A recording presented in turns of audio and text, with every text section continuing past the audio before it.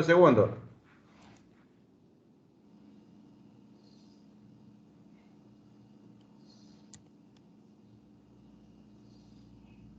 Hoy les vamos a hablar del método hermenéutico. El origen.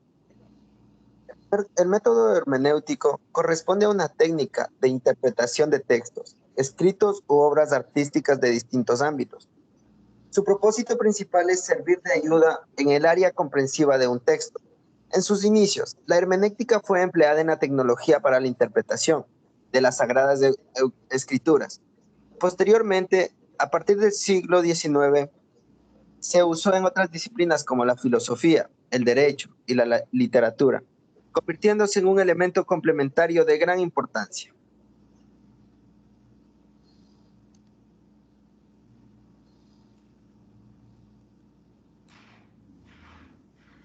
El origen.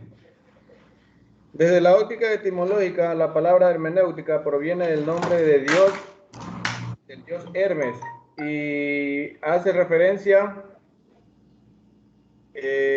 a su función como mensajero de Dios, del dios Zeus, padre de los dioses y de los hombres ante los mortales. También de Zeus ante Hades, dios del inframundo, y de este último ante los mortales, para lo cual debía interpretar o traducir y mediar. La hermenéutica teológica, a la que se denominó perspectiva, buscaba la interpretación reformista de la Biblia, ya que para los reformistas la interpretación que realizaba la tradición dogmática de la Iglesia sobre la Biblia deformaba su verdadero sentido.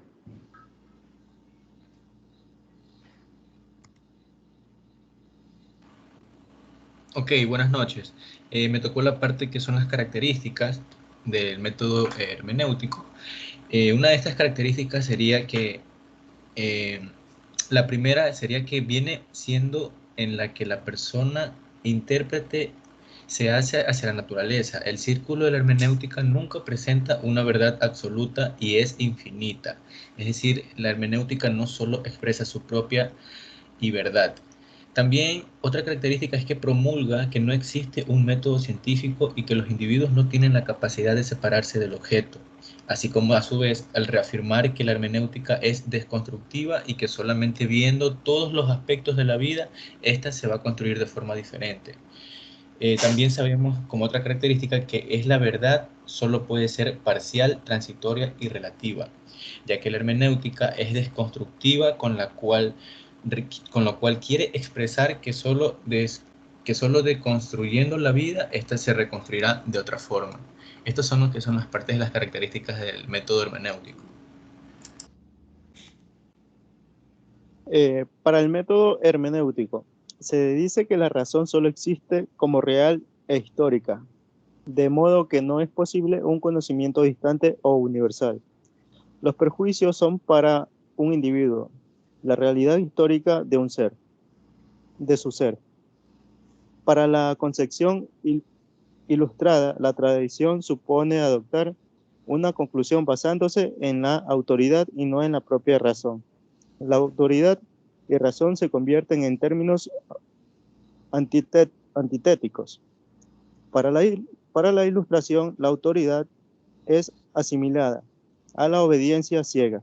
Sin embargo, en nuestras vidas cotidianas aceptamos la autoridad en el caso de las personas, las cuales son especialistas en el derecho, en la ingeniería o medicina, pues aceptamos que su juicio está más fundado que el nuestro.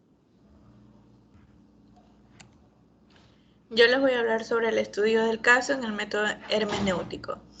El estudio de caso el autor en el que Creswell se basa para el estudio de caso es Robert Stake, según el cual este tipo de estudios debe aplicarse a casos que merezcan una mirada especial porque justamente se salen de la norma en tanto sus características particulares lo hacen inclasificables.